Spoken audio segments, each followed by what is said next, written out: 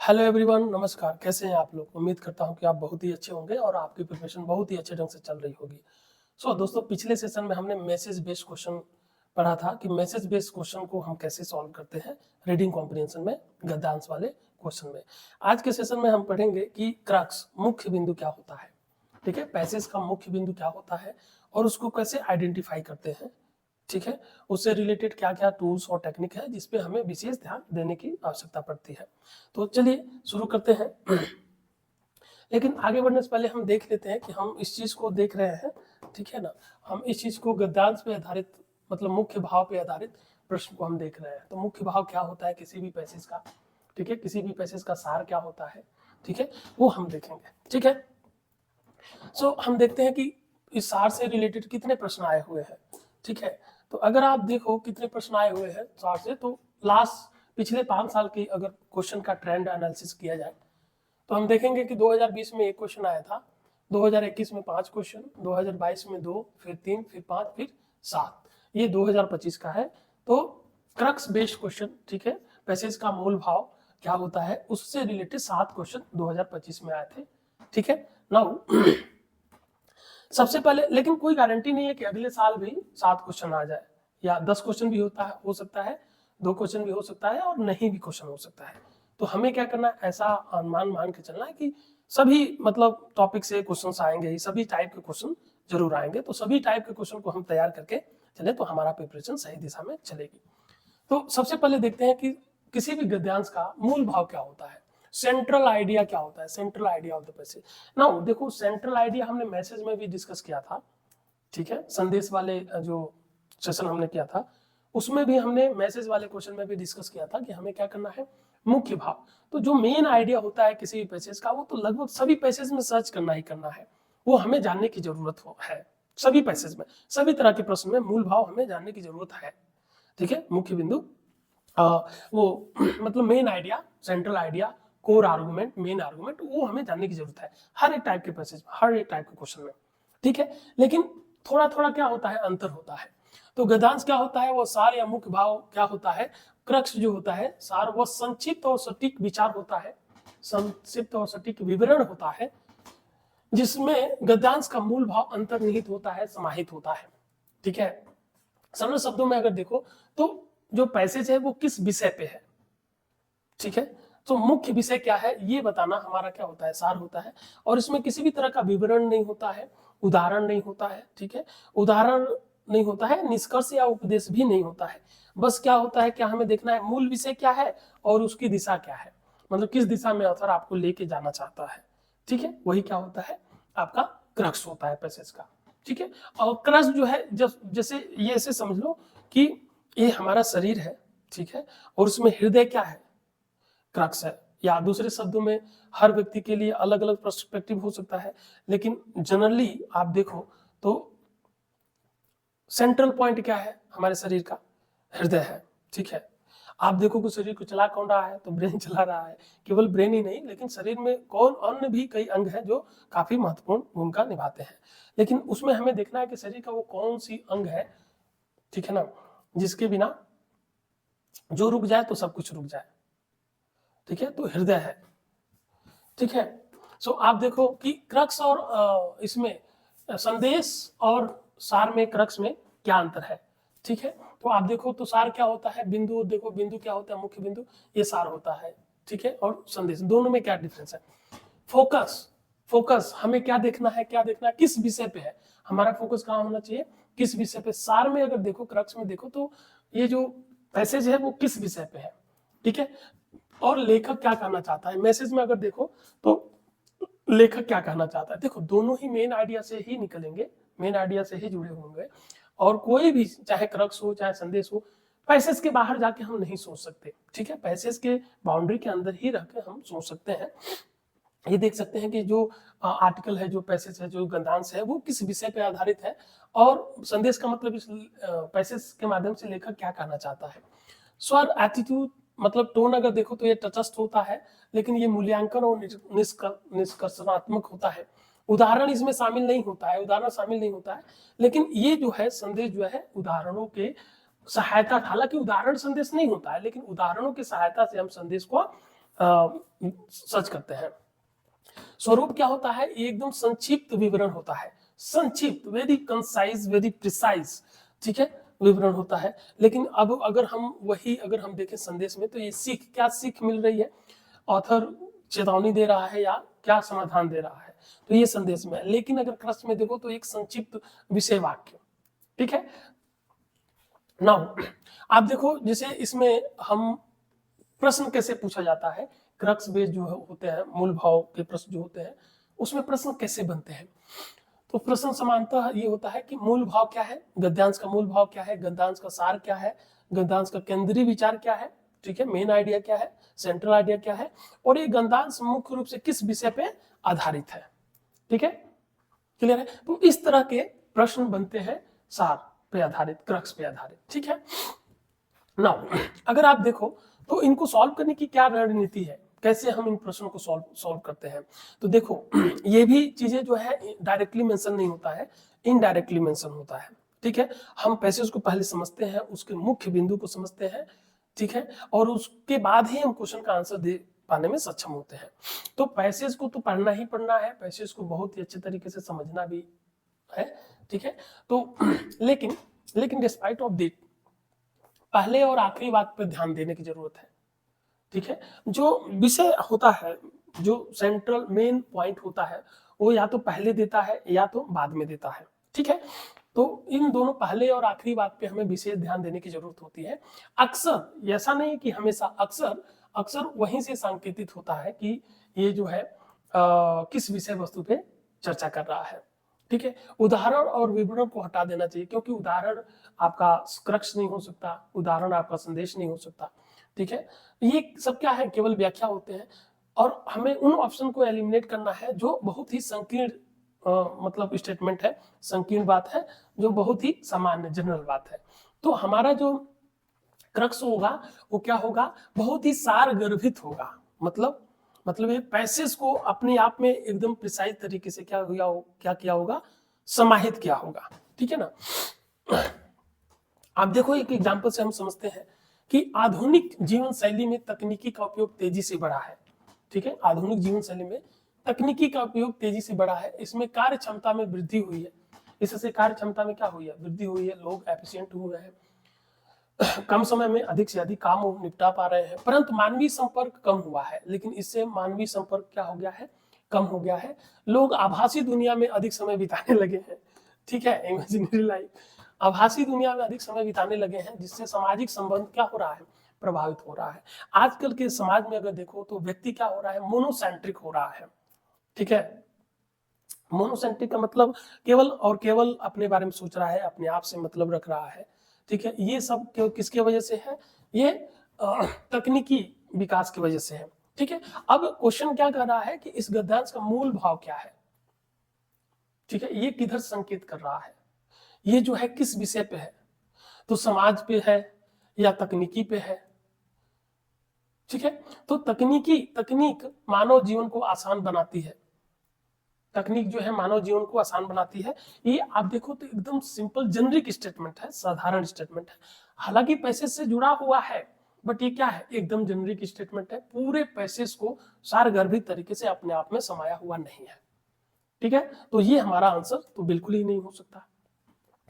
तकनीक के बढ़ते उपयोग से सामाजिक संबंध प्रभावित हो रहे हैं, आभासी दुनिया वास्तविक जीवन से बेहतर है। देखो यहाँ पे कंपैरिजन किया गया है, ठीक है, तो ये तो नहीं हो सकता। आधुनिक जीवन शैली अत्यंत जटिल है, कहाँ जटिल है, ये तो अपोजिट है, पैसेज में जो कुछ भी ऑथर डिस्कस कर रहा है उसके तो ये अपोजिट है, तो ये नहीं हो सकता। नाउ आपके पास एक ऑप्शन बच जा रहा है बी, तकनीकी के बढ़ते उपयोग से सामाजिक संबंध क्या हो रहे हैं, प्रभावित हो रहे हैं।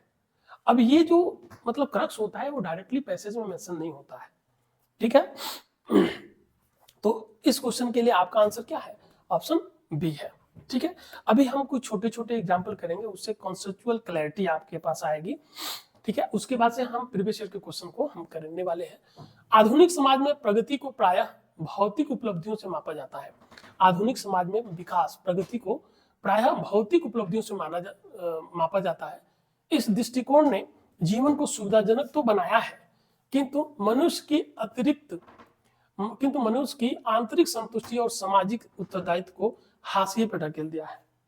ठीक है, सामाजिक उत्तरदायित्व और मानसिक संतुष्टि, ठीक है, जो विकास हुआ है समाज में जो विकास हुआ है, ठीक है, उससे क्या हुआ है, सुविधाजनक सुविधाएं तो बड़ी है, क्योंकि इसमें आधुनिक समाज में क्या लोग मानते हैं, भौतिक सुख को सर्वोपरि मान रहे हैं। ठीक है, और उससे क्या नुकसान हो रहा है कि मनुष्य आंतरिक संतुष्टि और सामाजिक उत्तरदायित्व को भूल गया है, हाशिए पे किनार दर किनार कर दिया है। जब प्रगति का अर्थ केवल उपभोग बन जाता है तब तो विकास अपनी मानवीय दिशा खो देती है। क्लियर है? नाउ इसका मूल भाव क्या है? मूल भाव में ये 4 ऑप्शन दिए गए हैं। अब इन 4 ऑप्शन में अगर देखो तो भौतिक प्रगति समाज के लिए हानिकारक है। ठीक है, आधुनिक समाज उपभोक्तावादी हो गया है, प्रगति को केवल भौतिक उपलब्धियों से मापना अपूर्ण दृष्टिकोण है, सामाजिक उत्तरदायित्व का पतन हो रहा है। तो इसमें मुख्य भाव क्या हो सकता है? ठीक है, ये आपको बताना है। तो अगर आप देखो इस सारांश का, इस गद्यांश का मुख्य भाव क्या है? ठीक है, तो भौतिक प्रगति समाज के लिए हानिकारक है, ऐसा थोड़ी ना है, उससे तो समाज को लाभ मिल रहा है ना। भौतिक प्रगति, जीवन सुविधाजनक बन गया है भौतिक प्रगति से। आपके पास घर, घोड़ी गाड़ी, ठीक है, वाहन, पैसा कौड़ी, ठाडवा से आप अपनी लाइफ व्यतीत कर रहे हैं, ये सब क्या है? भौतिक सुख है। तो भौतिक प्रगति से समाज के लिए हानिकारक नहीं है, ये तो लाभदायक है। ठीक है, आधुनिक समाज उपभोक्तावादी हो गया है। कहाँ इंडिकेट कर रहा है ऑथर, किधर इंडिकेट कर रहा है? ठीक है, तो आप क्या इधर हो ये कहना चाहता है? इसका मूल भाव ये है, इस पैसेज के माध्यम से केवल यही कहना चाहता है क्या कि आधुनिक समाज उपभोक्तावादी हो गया है? तो नहीं, ये क्या है, एक एस्पेक्ट को शो कर रहा है, गद्यांश के एक भाव को ही शो कर रहा है, पूरे भाव को नहीं। इसलिए ये नहीं हो सकता। प्रगति को केवल भौतिक उपलब्धियों से मापना अपूर्ण दृष्टिकोण है।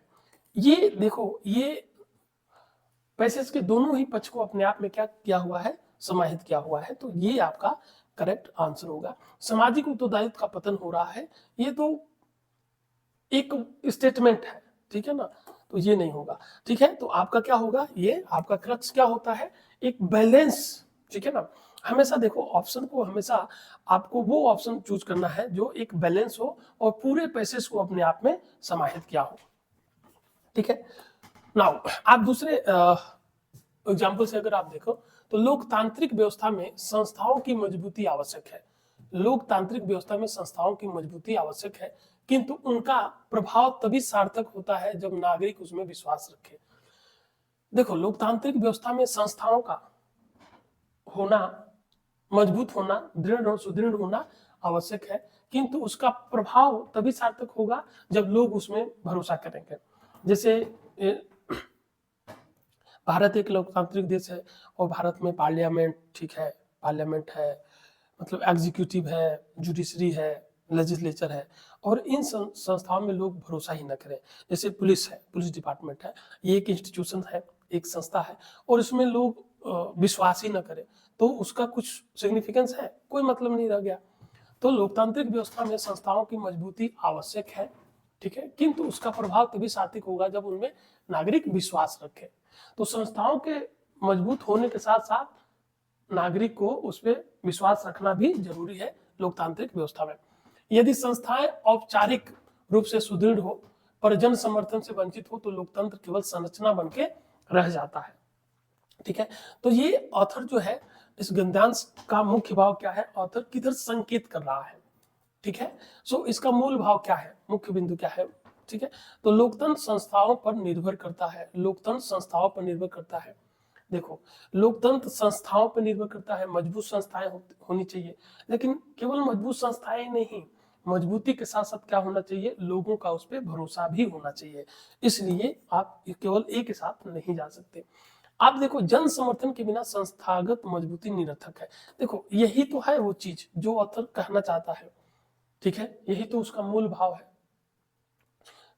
ठीक है, लोकतंत्र कमजोर हो रहा है, जेनरिक स्टेटमेंट। नागरिक संस्थाओं पर विश्वास नहीं करते, ये भी जेनरिक स्टेटमेंट है। ठीक है, तो आपका आंसर क्या है, ऑप्शन बी।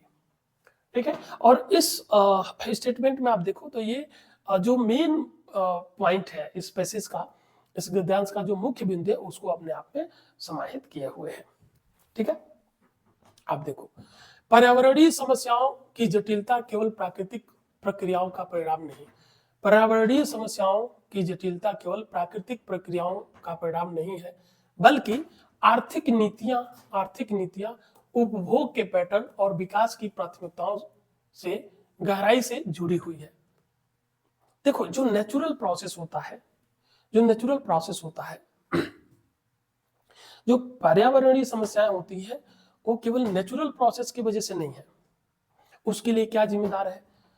आर्थिक नीति, उपभोग के पैटर्न कि लोग कैसे कंज्यूम कर रहे हैं चीजों को, कंजम्पशन पैटर्न क्या है लोगों का, और विकास की प्राथमिकताएं, विकास किस दिशा में है, कैसे विकास का वो प्लान किया गया है। ठीक है, अगर डेवलपमेंटल प्लान अच्छा है तो सही दिशा में जाएंगे। ठीक है, अगर डेवलपमेंटल प्लान अच्छा नहीं है तो हम गलत दिशा में जाएंगे, उससे पर्यावरणीय समस्याएं होंगी। ठीक है, ध्यान रखना है, हमें पैसे से बाहर होकर कुछ भी नहीं सोचना है।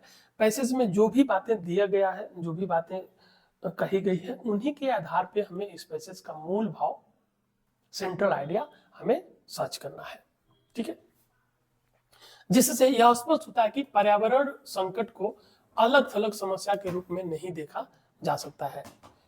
जुड़ी है, जिससे यह स्पष्ट होता है कि पर्यावरण समस्या को अलग थलग समस्या के रूप में नहीं देखा जा सकता है। ठीक है, गद्यांश का मुख्य सार क्या है, क्रक्स क्या है?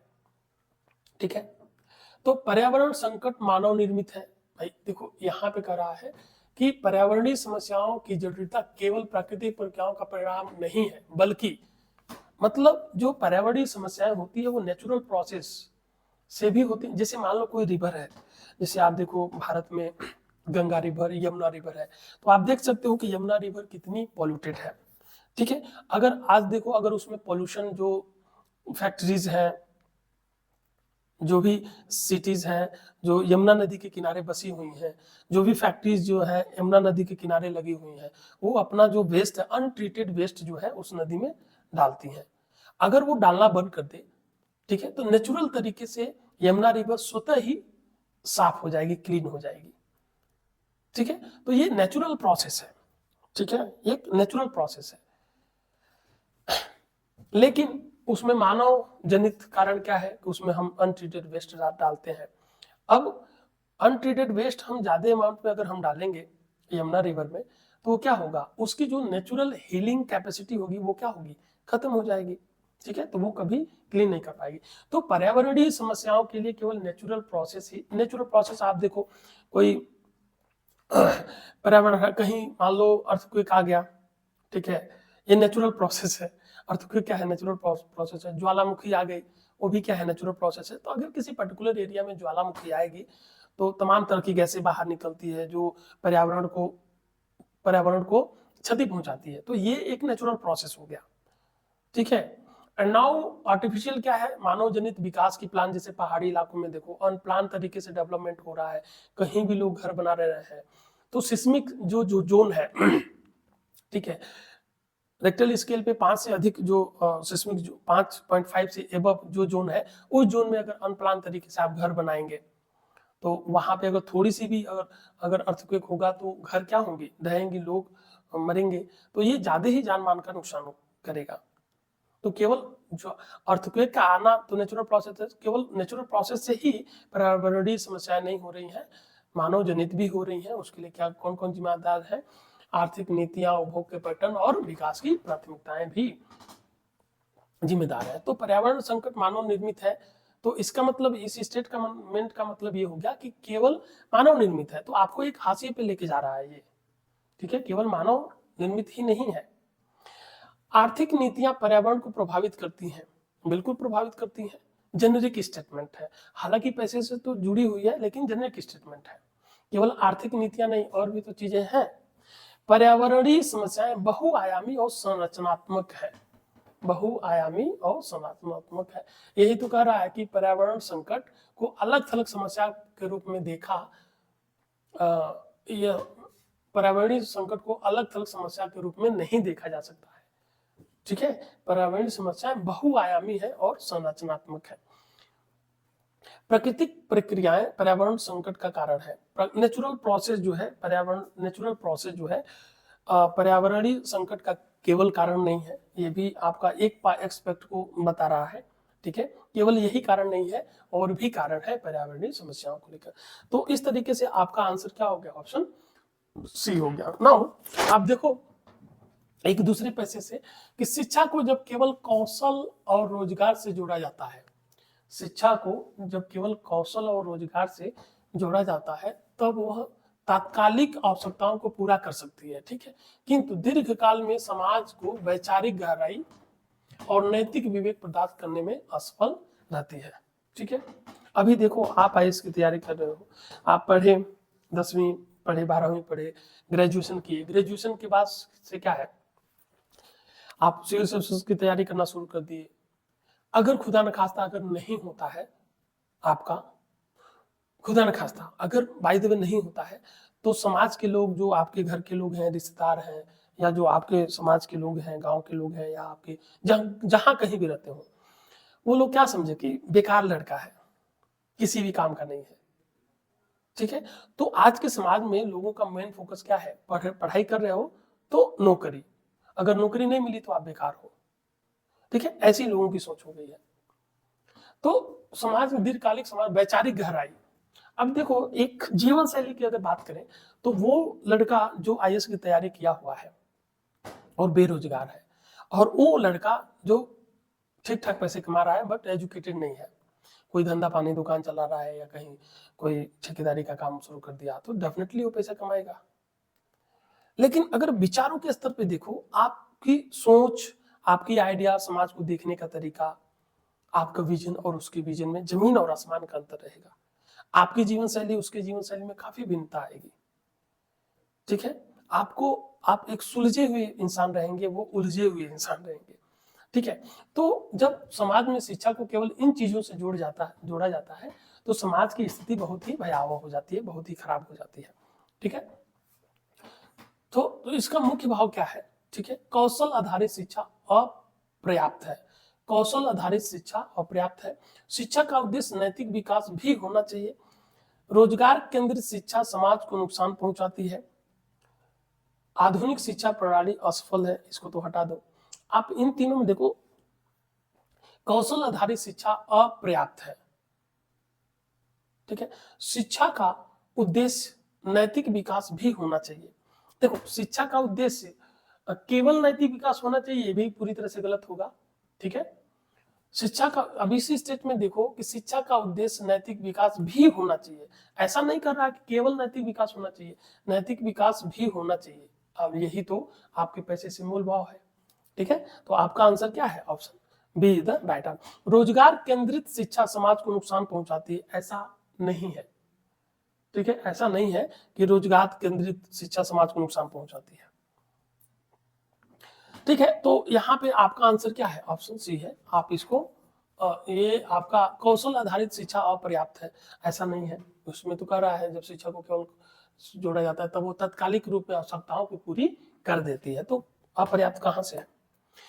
नाउ ये 2025 का पैसेज है, आप इस पैसेज को, तो यहाँ तक आपने देखा कि कैसे आप क्रक्स से रिलेटेड जो भी आपके मन में शंका होगी वो तो अब दूर हो गया होगा। छोटे छोटे पैसेज के माध्यम से हमने देखा कि हम कैसे गद्यांश की मूल भाव को हम पकड़ते हैं, ठीक है, और कैसे हम ऑप्शन को एलिमिनेट कर लेते हैं। तो जो एलिमिनेशन टेक्निक है उसके सेशन में मैंने बताया था कि क्या क्या एलिमिनेशन टेक्निक क्या क्या होता है, किन किन चीजों पे हमें ध्यान देना होता है टू एलिमिनेट ऑप्शन, ठीक है ना। तो आप उस सेशन को पहले से आप दे चुके हैं। नाउ अगर इस पैसेज को देखो तो ये पैसेज PYQ 2025 का है, ठीक है, और इसमें क्या पूछा गया है, मुख्य विचार क्या है, ठीक है, मुख्य विचार क्या है इस पैसेज में, ठीक है, मेन आइडिया क्या है। सो आप इस पैसेज को पढ़ो और इस प्रश्न का उत्तर देने की कोशिश करो, क्योंकि देखो केवल हम बता देंगे तो उतना पर्याप्त नहीं होगा। आप तभी सीख पाओगे ना जब आप खुद इस पैसेज को अटेम्प्ट करोगे, ठीक है। तो जैसे जब कोई बच्चा टीनेज में पहुंचता है, ठीक है, तो माता पिता और बच्चे के बीच में अक्सर टकराव होता है। जब बच्चा 14-15 साल का हो जाता है तो वो क्या करता है, माता पिता की बातों को मानता है। कुछ ही बच्चे ऐसे हैं जो माता पिता के बच्चों को अक्षर सा पालन करते हैं, और ज्यादातर बच्चे क्या करते हैं, माता पिता कुछ और कहते हैं, बच्चे कुछ और करते हैं। ठीक है, तो जब बच्चा टीनेज में पहुंचता है, किशोरावस्था में पहुंचता है, तो माता पिता और बच्चे के बीच में अक्सर टकराव होता है, क्योंकि बच्चा खुद को अपने मामलों को संभालने में काफी काबिल समझने लगता है। बच्चों को क्या लगता है कि हम अपने बारे में अच्छा क्या है बुरा क्या है सोच सकने में हम सक्षम है। ठीक है, जबकि माता पिता अपने बच्चे की चिंता से भरे रहते हैं, जो अक्सर पावर के प्यार का एक छिपा हुआ रूप होता है। उस बच्चे को डिसिप्लिन करने की कोशिश करते हैं, डांटने की कोशिश करते हैं, डांटते हैं, उसको सही लाइन पे लाने की कोशिश करते हैं पेरेंट्स। ठीक है, लेकिन बच्चा क्या समझता है, क्या मतलब आप खुद समझो, आप कितने मतलब क्या सभी बातें अपने पेरेंट्स की मान लेते हो। ठीक है, या आपको भी बुरा लगता है, क्या आप बड़बड़ाते रहते हैं, है ना। ठीक है, प्यार होता है। माता पिता आमतौर पर मानते हैं कि टीनेज में आने वाली अलग अलग नैतिक समस्याएं खास तौर पर उन्हीं का मामला है, जिसे कहा जाता है कि बच्चे को अगर पेरेंट्स बच्चे पे ध्यान दें, ठीक है, तो बच्चा गलत दिशा में जाने से बच जाता है। जैसे मान लो आपके पास मोबाइल है, अब मोबाइल पे देखो आप यूट्यूब पे या अदर डिफरेंट साइट पे मतलब सभी तरह का कंटेंट अवेलेबल है। ठीक है, अगर मोबाइल आपको दे दिया गया तो आपकी सुविधा के लिए दे दिया गया। ठीक है, अब बच्चे पे ऑब्जर्वेशन तो रखना चाहिए ना कि भाई बच्चा क्या कर रहा है, मोबाइल पे कहीं अडल्ट कंटेंट तो नहीं देख रहा है, क्या उसका कोई मिसयूज तो नहीं कर रहा है। तो अब जब पेरेंट्स ऑब्जर्वेशन करते हैं तो उस बच्चे को क्या कर लगता है, बुरा लगता है, आपको भी बुरा लगता होगा। ठीक है, हालांकि तो ये पेरेंट्स क्या समझते हैं कि ये हमारी उसको डिसिप्लिन करना ये हमारी जिम्मेदारी है, तो उस जिम्मेदारी को निभाते हुए कभी प्यार से कभी मतलब पावर का यूज करके डोमिनेंट होके उसको सही ट्रैक पे लाने की कोशिश करते हैं। ठीक है, हालांकि वे जो राय देते हैं वे इतनी कट्टर होती है कि युवा शायद ही कभी उन पर भरोसा करते हो। ठीक है, बुरा लगता है ना, राय देते हैं तो बुरा लगता है, और आमतौर पर चुपके से अपने रास्ता खुद ही चुनते हैं। ठीक है, मतलब सुनो सबकी करो मन अपने मन की। तो जब बच्चा मतलब किशोरावस्था में जाता है, टीनेज में जाता है, तो वो यही सोचता है, और पेरेंट्स क्या सोचते हैं वो इस बातों को पैसेज के माध्यम से ऑथर कहना चाहता है। अब हमें इसका मुख्य विचार क्या है, मूल भाव क्या है, इस पैसेज का मूल भाव क्या है। तो अगर देखो फर्स्ट ऑप्शन, जब बच्चे बड़े हो रहे होते हैं तो माता पिता आमतौर पर ज्यादा मददगार नहीं हो पाते हैं। यही तो कर रहा है कि माता पिता कितना भी समझा रहे हैं, ठीक है, लेकिन वो चुपके से अपना ही रास्ता खुद ही बना लेते हैं, अपने मनमानी करते हैं। तो ये थोड़ा सा क्या हो रहा है, ये जो स्टेटमेंट है ये थोड़ा सा पैसे से अलाइन हो रहा है, पैसे के साथ जा रहा है। जब बच्चे टीनेज में पहुंचते हैं तो उनके जीवन में माता पिता का दखल जरूरी नहीं होता है, नहीं जरूरी होता है। ठीक है, जरूरी होता है, ये आपको एक्सट्रीम में लेके जाता है। ऐसा कैसे, पैसे बोल रहा है कि भाई जरूरी होता है, पेरेंट्स सोचते हैं, और ऐसा नहीं है कि जरूरी नहीं होता है, जरूरी होता है। और ये चीज पैसेज में आप देख सकते हो। आजकल के न्यूक्लियर परिवार देखो, न्यूक्लियर फैमिली की तो बात नहीं हो रही, तो out of context of the passage है। ठीक है, इस बात की चर्चा पैसेज में नहीं की गई है, और हमें पैसेज के बाहर जाके कुछ भी सोचने की जरूरत नहीं है, इसलिए ये ऑप्शन क्या हो गया, ये आपका गलत हो गया। आधुनिक समाजों में टीनेज जिद्दी, बात न मानने वाले और लापरवाह होते हैं। नहीं, ऐसा तो नहीं कर रहा है। ठीक है, बच्चे जिद्दी हो जाते हैं, नहीं होते हैं। ठीक है, तो आपके पास एक ऑप्शन है ए, तो ए क्या है, इस पैसेज का मूल भाव है, मेन आइडिया है। ठीक है, मुख्य विचार है, तो आपका आंसर क्या है, ऑप्शन ए। ठीक है, नाउ